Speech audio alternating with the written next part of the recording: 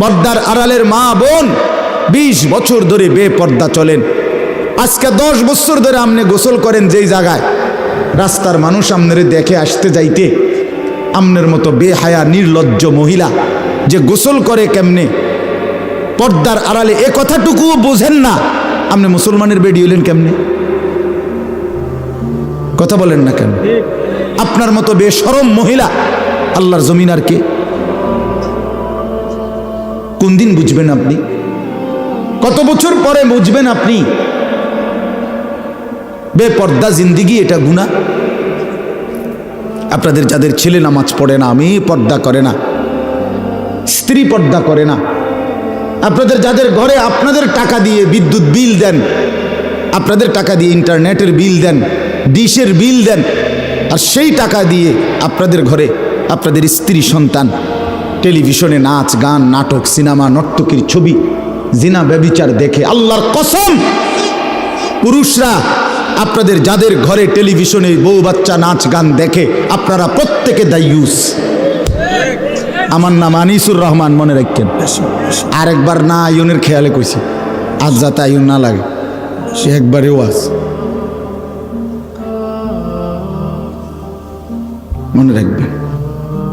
স্পষ্ট হাদিস, আল্লাহর নবী সাল্লাল্লাহু আলাইহি সাল্লাম বলেন 3 ধরনের ব্যক্তির জন্য জান্নাত হারাম। হারামাল্লাহু আলাইহিমুল জান্নাহ তালাসা, 3 ধরনের ব্যক্তি নবীজি বলছেন। 1 নাম্বার হলো মুদমিনু খাম, নেশাখোর মদখোর, মদ পান করে যে নেশা করে, এই নেশাখোর জানোয়ার মদখোর, ফেন্সিখোর, বাবাখোর, ডাইলখোর, আবার ট্যাবলেট ব্যবহার করে, তার জন্য আল্লাহ রসুল বলছে জান্নাত তোর জন্য হারাম।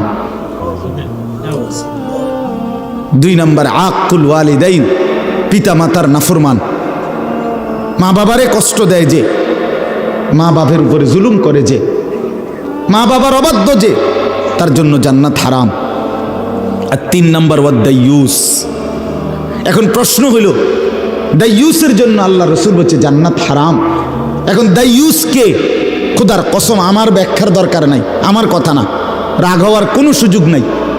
আল্লাহ রসুল বলছেন সাল্লাল্লাহু আলাইহি ওয়াসাল্লাম, আল্লাযী ওয়াদাইয়ুস আল্লাযী ইউকিররু আহলাহু আল খুবুস। এটাই হাদিসের ইবারত।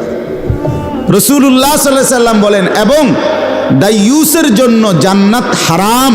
আর দাইয়ুস বলে যে তার পরিবারের স্ত্রী সন্তানের জন্য গুনাহ, নাফরমানি, খাবাসাত, জঘন্যতা, অশ্লীলতা, বেহায়াপনা, অসভ্যতাকে স্বীকৃতি দেয়, মেনে নেয়, তারে বলে দাইয়ুস, তার জন্য জান্নাত হারাম।